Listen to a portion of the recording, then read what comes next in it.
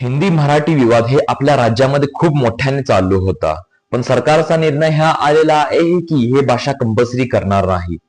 तर जय हिंद माझ्या मित्रांनो, मी आहे माज मंगलवेडे. तर माझ्या ह्या गोष्टीचा गर्व आहे की मी मातीमध्ये जन्मलो. मला मराठी भाषा बोलता येते आणि मला मराठी भाषेवर गर्व आहे.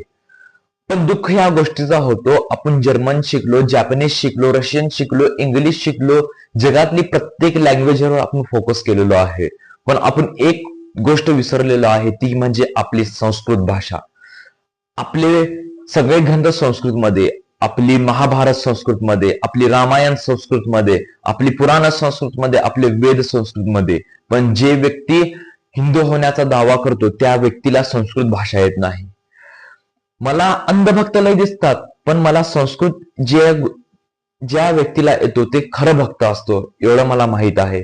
कारण की जे व्यक्ती ग्रंथ उघडून वाचतो त्याला कळते की काय बरोबर आहे आणि काय चुकीचं आहे, हे लक्षात ठेवा.